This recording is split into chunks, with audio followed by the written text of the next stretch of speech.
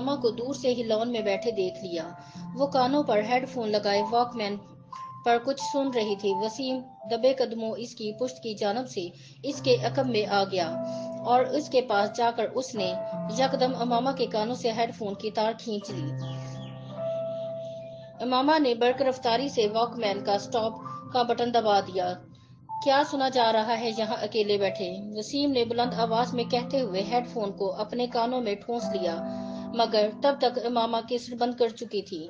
کرسی سے اٹھ کر کھڑے ہو کر اس نے ہیڈ فون کو اپنی طرف کھینچتے ہوئے وسیم سے کہا، بدتمیزی کی کوئی حد ہوتی ہے وسیم، بہیو یور سیلف۔ اس کا چہرہ غصے سے سرخ ہو رہا تھا۔ وسیم نے ہیڈ فون کے سروں کو نہیں چھوڑا۔ امامہ کے غصے کا اس پر کوئی اثر نہیں ہوا تھا۔ میں سننا چاہتا ہوں تم کیا سن رہی تھی؟ اس میں بدتمیزی والی کیا بات ہے؟ کیسٹ کو آن کرو۔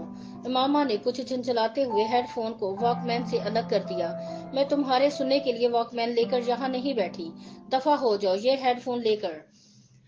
وہ ایک بار پھر اپنی کرسی پر بیٹھ گئی۔ اس نے واک مین کو بڑی مضبوطی کے ساتھ اپنے ہاتھ میں جکڑا ہوا تھا۔ وسیم کو لگا جیسے وہ کچھ گھبرائی ہوئی ہے، مگر وہ گھبرائے گی کیوں؟ وسیم نے سوچا اور اس خیال کو ذہن سے جھٹکتے ہوئے سامنے والی کرسی پر جا کر بیٹھ گیا۔ ہیڈ فون کو اس نے میز پر رکھ دیا۔ یہ لو، اپنا غصہ ختم کرو، واپس کر رہا ہوں میں، تم سنو جو بھی سن رہی تھی۔ اس نے بڑے صلح جویانہ انداز میں ہاتھ بڑھاتے ہوئے کہا، نہیں، اب مجھے نہیں سننا کچھ، تم ہیڈ فون رکھو اپنے پاس۔ امامہ نے ہیڈ فون کی طرف ہاتھ نہیں بڑھایا۔ وسیم، تم سن کیا رہی تھی؟ کیا سنا جا سکتا ہے؟ امامہ نے اسی کے انداز میں کہا، غزلیں سن رہی ہوگی۔ وسیم نے خیال ظاہر کیا، تمہیں پتہ ہے وسیم، تم میں بہت ساری عادتیں بوڑھی عورتوں والی ہیں، مثلاً بال کی کھال اتارنا اور دوسروں کی جاسوسی کرتے پھرنا اور شرمندہ بھی نہ ہونا، اور تمہیں یہ پتہ ہے کہ تم آہستہ آہستہ کتنی خود غرض ہوتی جا رہی ہو۔ وسیم نے ترکی بات ترکی جواب دیتے ہوئے کہا۔ امامہ نے اس کی بات پر برا نہیں مانا۔ اچھا، تمہیں پتہ چل گیا ہے کہ میں خود غرض ہوں؟ اس بار اس نے مسکراتے ہوئے کہا، حالانکہ تم جتنے بیوقوف ہو، میں یہ سوچ بھی نہیں سکتی تھی کہ یہ نتیجہ اخذ کر لو گے۔ تم اگر مجھے شرمندہ کرنے کی کوشش کر رہی ہو تو مت کرو، میں شرمندہ نہیں ہوں گا۔ وسیم نے ٹھٹائی کا مظاہرہ کرتے ہوئے کہا، پھر بھی ایسے کاموں کی کوشش تو ہر ایک پر فرض ہوتی ہے۔ آج تمہاری زبان کچھ زیادہ نہیں چل رہی؟ وسیم نے اسے غور سے دیکھتے ہوئے کہا، ہو سکتا ہے نہیں، ایسا ہی ہے۔ چلو اچھا ہے، وہ چپ شا کر روزہ تو توڑ دیا ہے تم نے جو اسلام آباد آنے پر تم رکھ لیتی ہو۔ امامہ نے غور سے وسیم کو دیکھا، کون سا چپ شا کا روزہ؟ تم جب سے لاہور گئی ہو خاصی بدل گئی ہو۔ مجھ پر سٹڈیز کا بہت بوجھ ہے۔ سب پر ہوتا ہے امامہ، مگر کوئی بھی سٹڈیز کو اتنا سر پر سوار نہیں کرتا۔ وسیم نے اس کی بات کاٹتے ہوئے کہا، چھوڑو اس فضول بحث کو، یہ بتاؤ تم آج کل کیا کر رہے ہو؟ ایش؟ وہ اسی طرح کرسی چلاتا رہا، یہ تو تم پورا سال ہی کرتے ہو۔ میں آج کل کی خاص مصروفیت کا پوچھ رہی ہوں۔ آج کل تو بس دوستوں کے ساتھ پھر رہا ہوں۔ تمہیں پتا ہونا چاہیے کہ پیپرز کے بعد میری مصروفیت کیا ہوتی ہے۔ سب کچھ بھولتی جا رہی ہو تم۔ وسیم نے افسوس بھری نظروں سے کہا، میں نے اس امید پر یہ سوال کیا تھا کہ شاید اس سال تم میں کوئی بہتری آ جائے، مگر نہیں، میں نے بیکار سوال کیا۔ امامہ نے اس کے تبصرے کا جواب میں کہا، تمہیں پتا ہونا چاہیے کہ میں تم سے 1 سال بڑا ہوں، تم نہیں، اس لیے اب اپنی ملامتی تقریر ختم کر دو۔ وسیم نے اسے کچھ جتاتے ہوئے کہا، یہ ساتھ والوں کے لڑکے سے تعلقات کا کیا حال ہے؟ امامہ کو اچانک یاد آیا، چونچو سے بس کچھ عجیب سے ہی تعلقات ہیں۔ وسیم نے کندھے جھکاتے ہوئے کہا، بڑا عجیب سا بندہ ہے وہ، موڈ اچھا ہے تو دوسرے کو 7ویں آسمان پر بٹھا دے گا، موڈ خراب ہے تو سیدھا گٹر میں پہنچا دے گا۔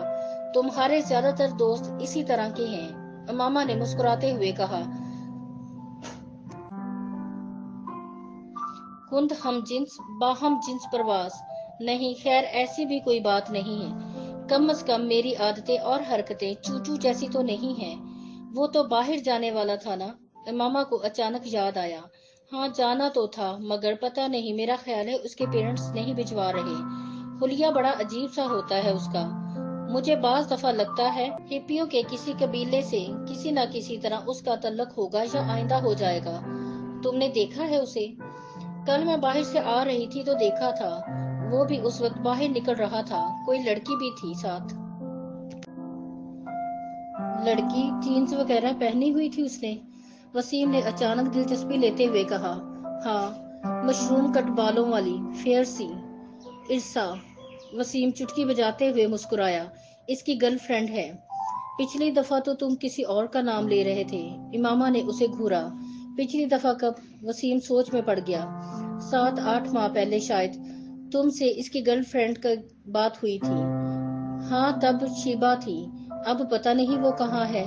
اس بار تو گاڑی کے پچھلے شیشے پر اس نے اپنے موبائل کا نمبر بھی پینٹ کروایا ہوا ہے۔ امامہ ایک موبائل نمبر کو دہراتے ہوئے ہنسی۔ تمہیں یاد ہے؟ وسیم بھی ہنسا۔ میں نے زندگی میں پہلی بار اتنا بڑا موبائل نمبر کہیں لکھا دیکھا تھا، اور وہ بھی ایک گاڑی کے شیشے پر، اس کے نام کے ساتھ۔ یاد تو ہونا ہی تھا۔ امامہ پھر ہنسی۔ میں تو خود سوچ رہا ہوں اپنی گاڑی کے شیشے پر موبائل نمبر لکھوانے کا۔ وسیم نے بالوں میں ہاتھ پھیرتے ہوئے کہا۔ کون سے موبائل کا؟ وہ جو تم نے ابھی خریدا بھی نہیں۔ امامہ نے وسیم کا مذاق اڑایا۔ میں خرید رہا ہوں اس ماہ۔ بابا کے جوتے کھانے کے لیے تیار رہنا۔ اگر تم نے موبائل کے نمبر کو گاڑی کے شیشے پر لکھوایا، سب سے پہلا فون انہی کا آئے گا۔ بس اسی لیے ہر بار میں رک جاتا ہوں۔ وسیم نے ایک ٹھنڈی سانس بھرتے ہوئے کہا۔ یہ تمہارے لیے اچھا ہی ہے۔ بابا سے ہڈیاں توڑوانے سے بہتر ہے کہ بندہ اپنے جذبات پر کچھ قابو رکھے، اور تمہارے لیے تو خطرات ویسے بھی زیادہ ہیں۔ سمیہ کو پتہ چلا نا اگر اس قسم کے کسی موبائل فون کا، تو وسیم نے اس کی بات کاٹ دی۔ تو کیا کرے گی وہ؟ میں اس سے ڈرتا نہیں ہوں۔ میں جانتی ہوں تم اس سے ڈرتے نہیں ہو، مگر 6 بھائیوں کی اکلوتی بہن سے منگنی کرنے سے پہلے تمہیں تمام نفع نقصان پر غور کر لینا چاہیے تھا، جن کا سامنا تمہیں کسی ایسی ویسی حرکت کے بعد ہو سکتا ہے۔ امامہ نے ایک بار پھر اس کی منگیتر کا حوالہ دیتے ہوئے اس کا مذاق اڑایا۔ اب کیا کیا جا سکتا ہے؟ بس میرے مقدر میں تھا یہ سب کچھ۔ وسیم نے ایک مصنوعی آہ بھرتے ہوئے کہا۔ مجھے کبھی بھی موبائل فون نہیں خریدنا چاہیے، کیونکہ یہ میرے کسی کام نہیں آ سکے گا، کم از کم جہاں تک گرل فرینڈ کی تلاش کا سوال ہے۔ وہ ایک بار پھر کرسی جھلانے لگا۔ دیر سے صحیح مگر بات تمہاری سمجھ میں آ ہی گئی۔ امامہ نے ہاتھ بڑھا کر میز سے ہیڈ فون اٹھاتے ہوئے کہا۔ ویسے تم سن کیا رہی تھی؟ وسیم کو اسے ہیڈ فون اٹھاتے دیکھ کر پھر یاد آیا۔ ویسے ہی کچھ خاص نہیں تھا۔ امامہ نے اٹھتے ہوئے اسے جیسے ٹالا۔ آپ لاہور جا رہے ہیں تو واپسی پر امامہ کے ہاسٹل چلے جائیں۔ یہ کچھ کپڑے ہیں اس کے، درزی سے لے کر آئی ہوں، آپ اسے دے آئیں۔ سلمہ نے ہاشم سے کہا۔ بھائی میں بڑا مصروف ہوں گا لاہور میں، کہاں آتا جاتا پھروں گا اس کے ہاسٹل۔ ہاشم کو قدرے تامل ہوا۔ آپ ڈرائیور کو ساتھ لے کر جا رہے ہیں، خود نہیں جا سکتے تو اسے بھیج دیجیے گا، وہ دے آئے گا یہ پیکٹ۔ سیزن ختم ہو رہا ہے، پھر یہ کپڑے اسی طرح پڑے رہیں گے۔ اس کا تو پتہ نہیں کب آئے۔ سلمہ نے لمبی چوڑی وضاحت کی۔ اچھا ٹھیک ہے، میں لے جاتا ہوں، فرصت ملی تو خود دے آؤں گا، ورنہ ڈرائیور کے ہاتھ بھجوا دوں گا۔ ہاشم رضامند ہو گئے۔ لاہور میں انہوں نے خاصا مصروف دن گزارا۔ شام 5 بجے کے قریب انہیں کچھ فرصت ملی، اور تب انہیں اس پیکٹ کا بھی خیال آ گیا۔ ڈرائیور کو پیکٹ لے جانے کا کہنے کی بجائے وہ خود امامہ کے ہاسٹل چلے آئے۔ اس کے ایڈمیشن کے بعد آج پہلی بار وہ وہاں آئے تھے۔ گیٹ کیپر کے ہاتھ انہوں نے امامہ کے لیے پیغام بھجوایا اور خود انتظار کرنے لگے۔ ان کا خیال تھا کہ وہ جلد ہی آ جائے گی، مگر ایسا نہ ہوا۔ 10-15 منٹ، 20 منٹ اور اب کچھ بیزار ہونے لگے۔ اس سے پہلے کہ وہ اندر دوبارہ پیغام بھجواتے، انہیں گیٹ کیپر ایک لڑکی کے ساتھ آتا دکھائی دیا۔ کچھ قریب آنے پر انہوں نے اس لڑکی کو پہچان لیا۔ وہ جویریہ تھی، امامہ کی بچپن کی دوست، اور اس کا تعلق بھی اسلام آباد سے ہی تھا۔ السلام علیکم انکل، جویریہ نے پاس آ کر کہا۔ وعلیکم السلام بیٹا، کیسی ہو تم؟ میں ٹھیک ہوں۔ میں یہ امامہ کے کچھ کپڑے دینے آیا تھا، لاہور آ رہا تھا تو اس کی امی نے یہ پیکٹ دے دیا۔